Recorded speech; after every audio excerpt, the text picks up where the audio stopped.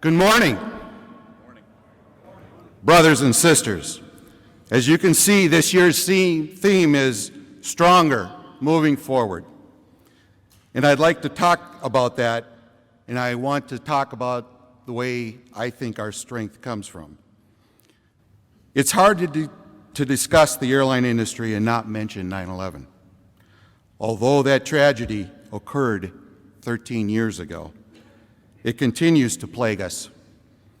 But we survive because we work together and support one another. That's what being a union is all about. But I believe you have to look beyond that spirit of cooperation to truly understand the source of ALPA'S strength. The foundation for this power, the authority and influence our union is known for, begins with the willingness of members to get involved.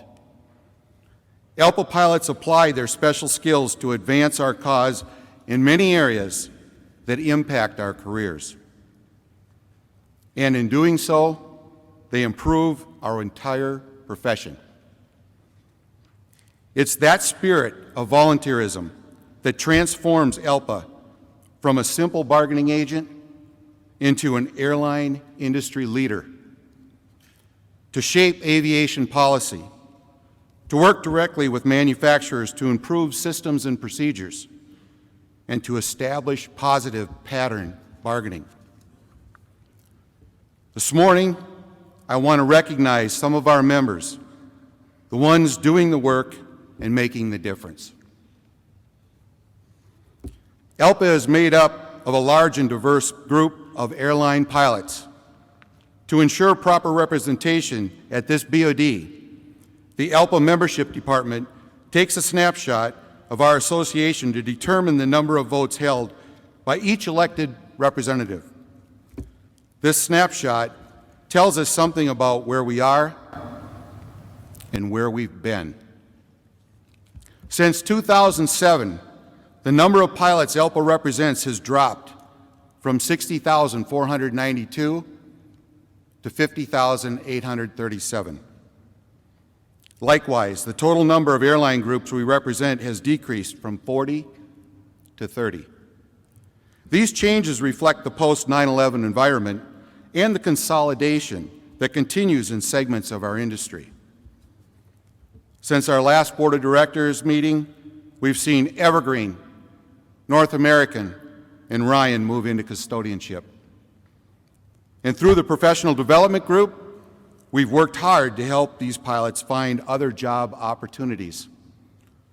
We've also seen successful mergers between Capital Cargo and Air Transport International, Continental and United, and AirTran and Southwest. I congratulate these groups for their hard work and success. I know that ASA and ExpressJet look forward to a successful completion of their merger, as do the pilots of Canadian North and First Air. We welcome the JetBlue pilots into our family in April. And I'm happy to report total furlough numbers have dropped dramatically. In January 2007, we had 4,330 pilots on furlough. Today, that number is 698 and getting smaller.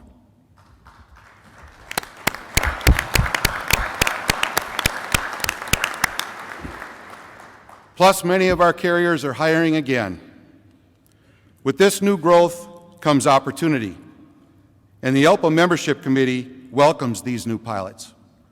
United First Officer Yolanda Winfleet recently volunteered to coordinate this effort at the national level. Yolanda brings a wealth of experience to this job. In supporting Yolanda, our Piedmont Captain, Peter Nicole, Membership Vice Chair. FedEx First Officer Stephen Miller, ALPA's Veterans Affairs Committee Chair. Envoy First Officer Spencer Rowe of ALPA Furloughed Pilot Support Program, along with the hundreds of Membership Committee volunteers at the MEC level. My thanks to all of these pilots for the work they do to keep our union running. Yolanda and her team work with ALPA'S Membership Administration Department to provide training to pilot membership volunteers. They also review ALPA policies to ensure that we keep pace with the changes of our members' needs. Over the years, ALPA has adopted the slogan, "Pilots helping pilots," because that's the way we work. As members of the Board of Directors, you know from experience that as a new rep, you also need help. You need to know the support that's available and the resources at your disposal. ALPA's Leadership Committee provides this guidance every year, offering both initial and recurrent training to elected pilot leaders. Leadership training conferences are scheduled just prior to March 1st, when new local council reps take office. 4 outstanding pilot volunteers conduct this conference, and they routinely receive high marks from the pilots who attend these events. I want to thank Chairman, Delta Captain David Farmer, Delta Captain Mark Moore, Spirit Captain Andy Nelson, and United First Officer Rob Slavitsky for the tremendous effort that they make to ensure that our pilot officers have the tools and information they need to be effective ALPA leaders. We had very positive feedback from this year's event at the Smithsonian's Udvar-Hazy Center near Dulles Airport, and the trip that was coordinated to the U.S. Capitol and the Canadian Embassy. I should mention that the Leadership Committee also offers specialized training sessions tailored to your specific MEC, like the one we offered in May to the JetBlue pilots, and ASA and ExpressJet pilots just 2 weeks ago. ALPA must ensure that our profession has a steady stream of future airline pilots. We need to be able to feed the growth of our airlines. To accomplish this, ALPA's Education Committee actively promotes the profession and mentors students and others who aspire to be airline pilots. Led by PSA First Officer Costas Savilis, the Education Committee and its volunteers of more than 600 pilots continues to build alliances with industry-leading aviation universities. ALPA has GO teams, groups of pilot volunteers working at both campuses of Embry-Riddle, University of North Dakota, St. Louis University, Purdue, Southern Illinois, and Western Michigan, and the list keeps growing. ALPA is a member of the Aviation Accreditation Board International, the University Aviation Association, and Women in Aviation. We also sponsor the National Intercollegiate Flying Association SafeCon event each year. These efforts have been extremely successful, but we wouldn't be able to offer these kind of programs without this kind of support, without pilots like Costas and the many others who volunteer their time. I want to recognize the school leads, PSA First Officer Justin DeHaan, Endeavor First Officer Jessica England, Envoy Captain Doug Gibbs, United First Officer Mark Haley, Delta First Officer Curtis Ludwig, Delta First Officer Mandy McMillan, United First Officer Barry Smith. Thanks to them and all of the ALPA education volunteers. Part of what gives our association its edge in the aviation industry is our numbers. ALPA is 51,000 strong. That puts us in a better position to look out for each other, especially when our members are confronted with unforeseen disasters. During the time I've served as your Vice President of Administration, hurricanes like Gustav, Ike, Irene, and Sandy have damaged or destroyed pilots' homes. Add destruction from wildfires, river flooding, and aircraft accidents, and the association has helped hundreds of ALPA pilots and their families through the ALPA Emergency Relief Fund, or Pilots for Pilots. Special thanks to United First Officer Mark Siegeloff, United First Officer Christine Gromack, and Spirit First Officer Barry Noman. These pilots do a great job of administrating this program, and thanks to the members' generous donations, P4P continues to provide ALPA pilots and their families with the help when they need it most. I'd like to acknowledge the pilot groups who have come through for P4P. We received big donations from the United Pilots Unity Fund and the Delta Pilots Charitable Fund to help us accommodate those affected by Hurricane Sandy. I want to thank the pilot leadership of Canadian North and Air Wisconsin for coming up with novel ways to raise money for the fund. You may recall that the Canadian North officers sat in a dunk tank while Air Wisconsin pilots took pledges to shave their heads. I'd also like to acknowledge our brothers and sisters at AirTran for their generous gift. As members of ALPA, the AirTran pilots established a special fund to help members with severe financial hardships. Upon merging with Southwest, the AirTran pilots decided to donate the remaining fund money to charities. In a final act as ALPA members, they contributed more than $51,000 to P4P. And Mark Hatton, if you're in here, thank you.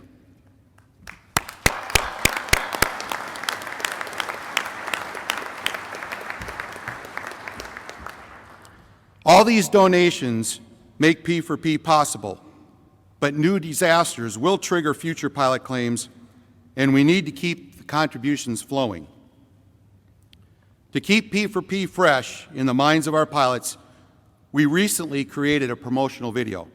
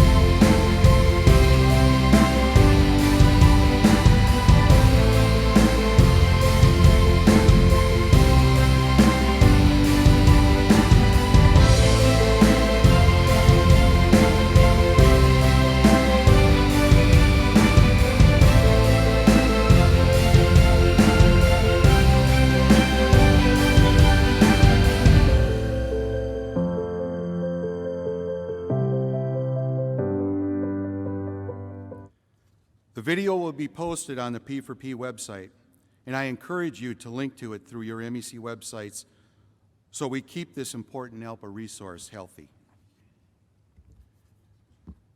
We will also be launching a new fundraising campaign in 2015, so stay tuned. Staying connected and sharing information is another way ALPA remains strong.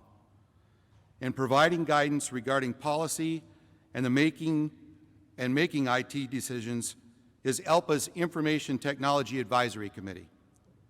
This group includes Delta Captain Tim Knoll, Delta First Officer Dan Gradwall, FedEx Captain Gary McCracken, Jazz Captain Tim Squires, and United Captain Todd Insler. These pilots work with ALPA's IT and Communications Department to offer tools that help us better connect with our membership. I extend my thanks to these pilots for getting involved. The ITAC has overseen numerous developments over the years, but allow me to highlight our latest update. ALPA purchased a new platform to host our website, and with it, you will see many positive changes. In this graphic, you can see that the home page of the new website is organized in sections. A primary toolbar led with a lead story. Top news, a featured section,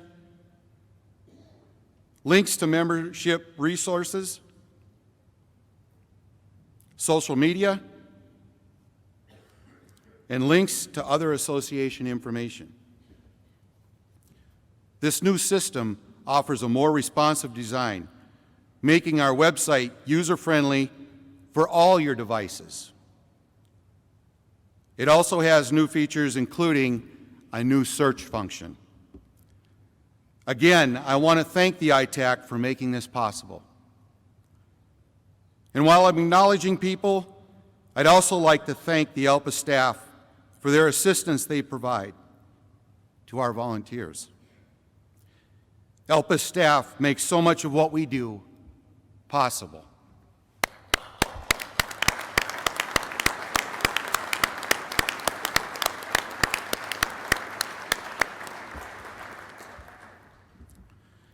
I've talked this morning about just some of the many ways volunteers make ALPA stronger.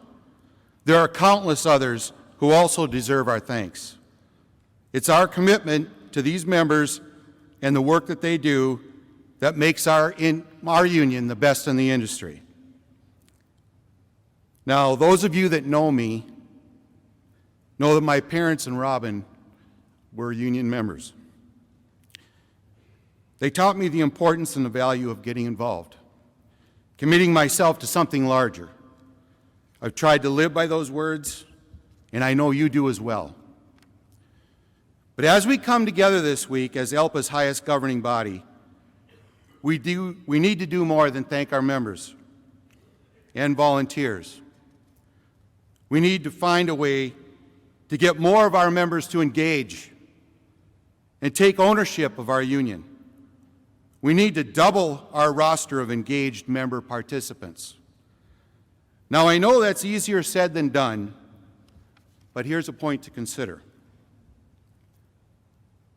If you tell me about something, I could just as easily forget it.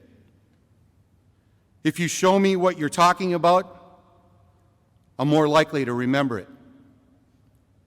But if you involve me, I begin to understand the importance of what you're saying. I begin to understand how it affects me. ALPA is an organization of people, members who, despite whatever differences they may have, share common goals and interests. We come together because we recognize that, and in doing so, we can accomplish great things. I believe the foundation of unionism is personal involvement. As we discuss the business of our union this week, let's keep in mind how we get more members involved. The more members who directly participate in our association, the stronger ALPA will be. I thank all of you for making a difference at ALPA and in our profession. I thank you for taking an active role in our union, and I look forward to a productive week working with you. Thank you.